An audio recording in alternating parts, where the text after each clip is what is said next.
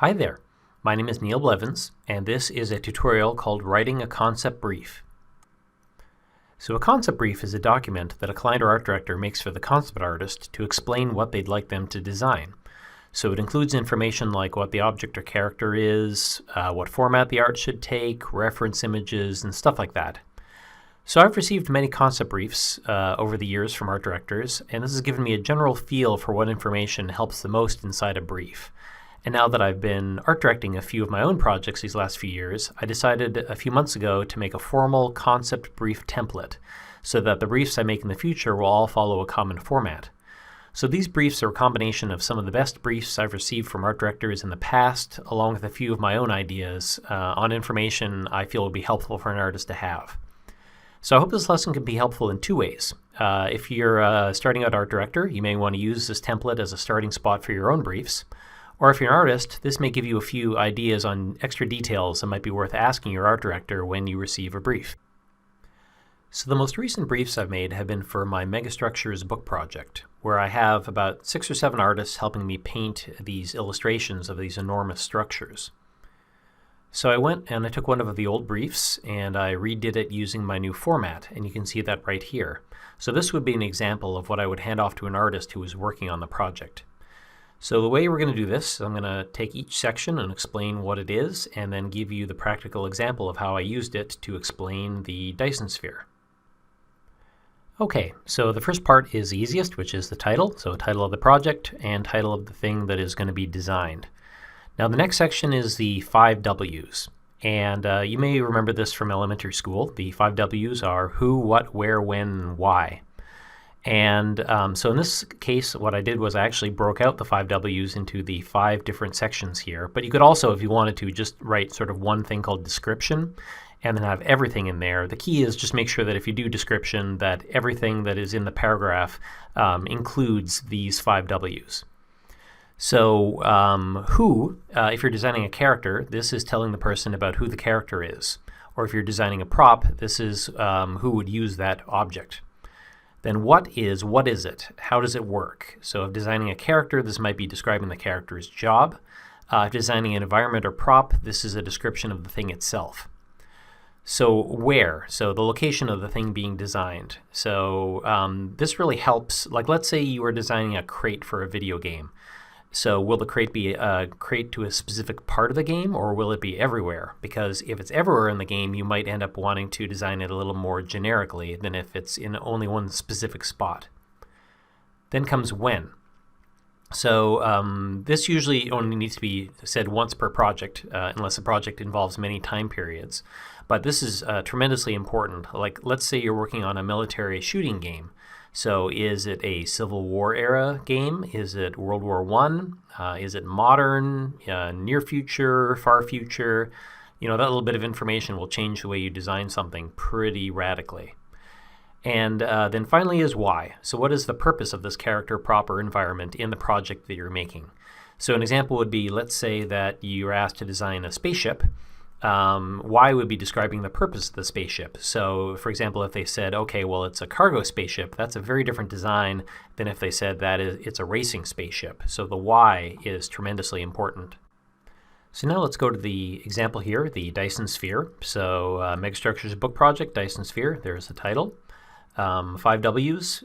We start with what, since this is more of a what than a who. And so what is a Dyson sphere is a structure that encompasses a sun to capture a large portion of its output energy. The energy will be used for various purposes by the civilization that constructed the sphere, such as powering supercomputers, providing a living area for its inhabitants, or other industrial uses. So I'm not going to read this whole thing out to you. You can pause and read it for yourself. However, up here I say that a Dyson sphere comes in 3 varieties, Dyson swarm, Dyson bubble, and Dyson shell, and then each paragraph does a bit of a better job explaining what those 3 things are, the 3 different varieties, and what they might potentially look like. So then down with who, created by humans. Where is created in our solar system or a neighboring one, since it's going to surround a star. When is the far future, because Dyson sphere is something that, you know, the level of technology you'd need to make a Dyson sphere is incredible. So it's definitely not going to happen in our lifetime. And then the why would be to capture the majority of the sun's energy. So next comes the more context section, which is just two little extra bits, although important bits. The first one is emotion, and the second one is scale. So with emotion, what the emotion is the design supposed to convey? So like anger, fear, joy. So like if you're designing, say, Darth Vader, this would be something like scary or powerful. And then scale is how big is the object, so or how tall is the person.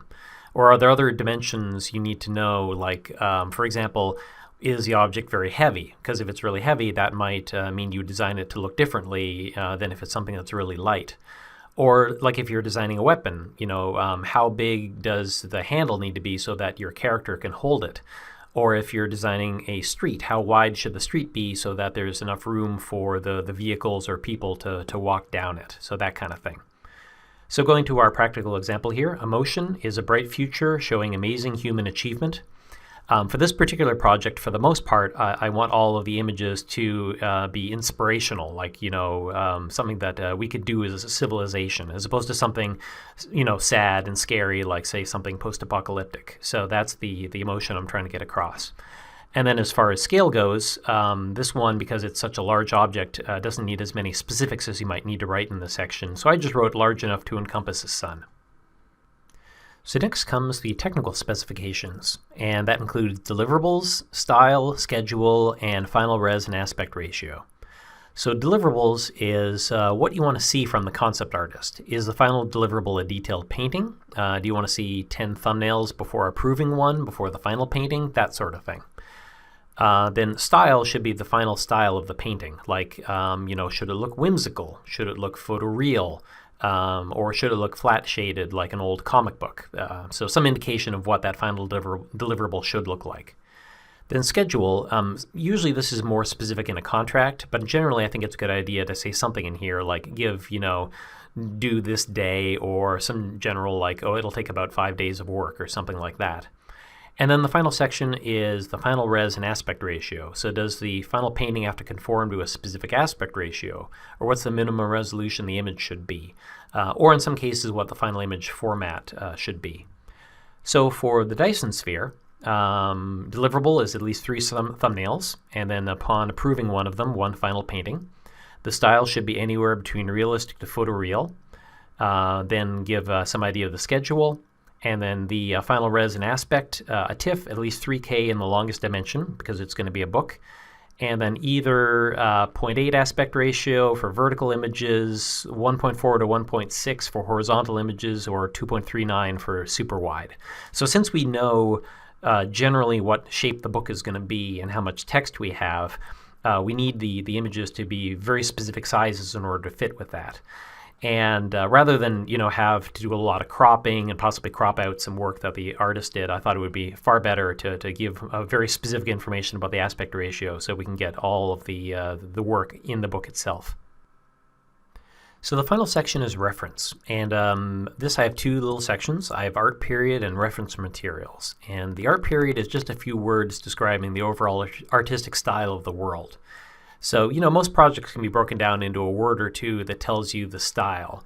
So, for example, is your world a cyberpunk gothic style, or a post-apocalyptic solar punk, or an accurate representation of ancient Greece, something like that. And then the reference materials is a bunch of images showing generally what you're going for. And a few notes about these. First of all, it's super helpful to have a little note on each saying what the reference is for. As an example, let's say I included an image of a forklift because I liked how the rust covered the metal, but I don't say that in the brief itself. The concept artist might think it's the overall shape of the forklift that you like.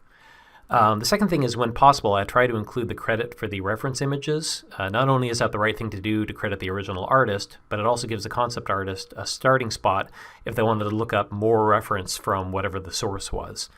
And then number 3, I try to, as much as possible, to include references of photos as opposed to other artists' work, since using original source reference helps avoid just reinterpreting exactly what's been done before. So for the Dyson Sphere, I have the reference section, and art period is NASA-style painting crossed with photoreal effects films like Elysium. So back in the 1970s, there were these beautiful paintings made of space habitats and O'Neill cylinders and Bernal spheres and stuff like that, and they were really inspirational when I was a kid. And I want to cross that with being able to paint slightly more photorealistic images, which you can do these days, like a visual effects film. And then I included 4 images here of generally what I was thinking of. And a couple notes on that. First of all, I'd probably include way more than 4 images. I'd probably do a whole second page of images, but since this is just to show you, it made more sense to just do a few. And then the second thing you'll note here is that all of these images, I violated my own rule, which is none of these images are of real photos. They're all other artists' work. But that makes sense in this case because it's a Dyson sphere, and there really is nothing I can get that is real, which explains what this thing looks like. So anyway, I'll just go through the 4 images. The first one is from a video game called Stellaris, and I say here great variety to the detail in the shell. So you can see here there's areas where there's not a lot of detail, and then areas with lots of little tiny detail, and I think the general feel of that is really good. Then the second image is by an artist named Mitchell Stewart, and it has, first of all, the right level of realism. It shows how the curving landscape would happen if you were inside of a Dyson sphere. And it also has a really nice strong focal point, which I think is a good attribute. Then this third image here, I don't know who the artist is, but if you look up Dyson sphere on Google Images, it's one of the first things that pops up. And I say not realistic enough for the purposes of this of this project, but it has great details, like all these little tiny details that really give it a good sense of scale. And then the final one is from an episode of Star Trek The Next Generation, where they go to a Dyson sphere. And the thing I like about this is it has good realism and the ground curving up, like you'd see inside of a Dyson sphere. And I don't mention this here, although I probably should. The other thing that's kind of cool is you have this port here where you fly from the outside of the sphere to the inside of the sphere. And that's a nice little detail that might be good to add to the final painting.